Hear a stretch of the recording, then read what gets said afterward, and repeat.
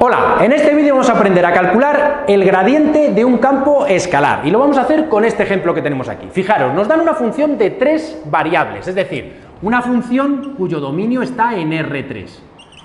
Pero lo que nos devuelve la función, fijaros que no es un vector, es un escalar, es una expresión que sustituida a la x, la y, la z quedaría un número. Es decir, el recorrido de esta función es R. A aquellas funciones que lo que devuelven es un escalar se les llama campos escalares, por tanto lo que tenemos ahí es un campo escalar. Esto es algo que es un pensamiento, es como algo que podemos pensar al ver la función. ¿Por qué es tan importante saber que esto es un campo escalar? Pues muy sencillo, porque el gradiente, cuando os pidan calcular el gradiente, solo os lo pueden pedir de un campo escalar, no existe el gradiente de un campo vectorial. Bien, bueno, pues ahora una vez que tenemos claro lo que es un campo escalar, vamos a definir lo que es el gradiente de ese campo escalar. Mirad, voy a poneros aquí la definición. El gradiente de f se define como un vector donde cada componente viene dado por una derivada parcial del campo escalar, ¿vale? Como nuestro campo escalar tiene 3 variables, nuestro vector gradiente tendrá 3 componentes. ¿De acuerdo? Este simbolito de aquí, ese simbolito de ahí, es un triángulo al revés, lo voy a poner mejor para que se vea más claro, es un triángulo justo al revés, así, y se llama nabla, es un operador matemático que se llama nabla. Mirad, os pongo aquí el nombre para que os suene. Entonces, siempre que veáis el operador nabla y después un campo escalar, es que os están pidiendo el gradiente. En todo caso, voy a recuadrar esta fórmula, que es la que vamos a utilizar. Hay profesores de todas maneras que no utilizan nabla, eso también os lo digo. Hay profesores que cuando os quieren pedir el gradiente, en vez de poneros nabla f, sencillamente os ponen grad f, que es más intuitivo. Grad f obviamente es el gradiente de f, ¿vale? De todas maneras, ya os digo, dependiendo el ejercicio lo podéis ver o así o así. En ambos casos os están pidiendo este vector. Bien, pues vamos a calcularlo entonces. Vamos a hacer este vector para esta función de aquí arriba.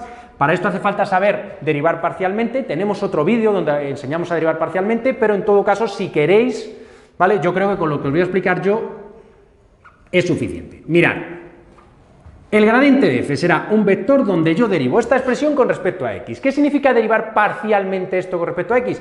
Pues que yo solo derivo la x. Lo demás lo considero números, es decir, el 3 lo dejo donde está, derivo la x bajando el 2 y elevando a x a 1 menos, que es 1, ¿y qué hago con la y? Pues la y la trato como he tratado al 3, es decir, como si fuese un número, entonces como es un número se queda donde está, ¿de acuerdo?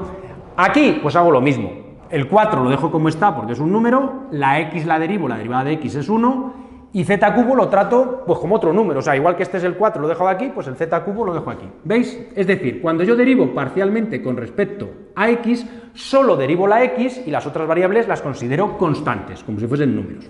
Bien, esto de aquí es la derivada del campo escalar f minúscula con respecto a x. Bien, ahora vamos a hacer lo mismo con respecto a y, es decir, vamos a calcular la derivada parcial de esto con respecto a y. Fijaros que aquí tengo 3x cuadrado. Bueno, 3x cuadrado es a todos los efectos como si fuese un número, por tanto no se deriva. Y derivo solamente la variable que en este caso es y, porque os recuerdo que estamos haciendo la derivada parcial de f con respecto a y. Más, y ojo, atención a esto, aquí como no hay y, esto se considera todo un número. Y los números, vosotros sabéis que la derivada de un número es 0, pues esto es como si fuese un número, porque no hay y yo estoy derivando con respecto a y. Por tanto, aquí pongo 0. Y luego, esta sería entonces la derivada parcial, la voy a marcar aquí, esta sería la segunda, esta de aquí, ¿vale? La derivada parcial de f con respecto a y. Finalmente, vamos a hacer la derivada parcial de f con respecto a z. Vamos a hacer la derivada de esto con respecto a z. Esto de aquí vuelve a ser un número, por tanto su derivada es 0, porque fijaros que no hay ninguna z aquí. Y esto de aquí también es un número, aunque lleve una x, da igual, pero la x no la derivo. Y lo que sí que derivo es la z, porque estoy derivando con respecto a z. Entonces pongo bajo el 3 y pongo z elevado a 1 menos, es decir, 3 menos 1, 2. Bien, pues este sería el vector gradiente con sus 3 derivadas parciales. El vector gradiente en este caso tiene 3 componentes porque la función que nos han dado, el campo escalar que nos han dado, tiene 3 componentes, ¿vale? Si tuviese 5, es decir, si fuese una función de R5 en R, entonces el vector gradiente tendría 5 componentes. Esto lo vamos a simplificar un poco para dejarlo mejor, ¿vale? Abro paréntesis, estos son 6xy más 4z cubo, coma 3x cuadrado, los ceros no los pongo, es decir, este 0 de aquí obviamente no lo ponemos, y aquí queda 4 por 3, 12, 12x z cuadrado. Vale, para terminar comentaros, normalmente en matemáticas se suele poner gradiente así, con paréntesis y con comas, pero en física soléis utilizar una notación que también es muy típica y que también se utiliza para el vector gradiente, que es poner las componentes acompañadas de i, j, k. Las voy a poner para que se vea, lo voy a poner aquí abajo.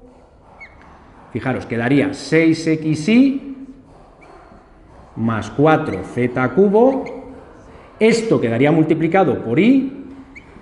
Si lo hacéis un gradiente en física, seguramente el profesor lo ponga así, con la notación IJK, ¿vale? En todo caso, ambas expresiones significan exactamente lo mismo, es decir, esta expresión y esta son dos vectores idénticos puestos de distinta manera. Venga, espero que os haya ayudado, nos vemos en el siguiente vídeo.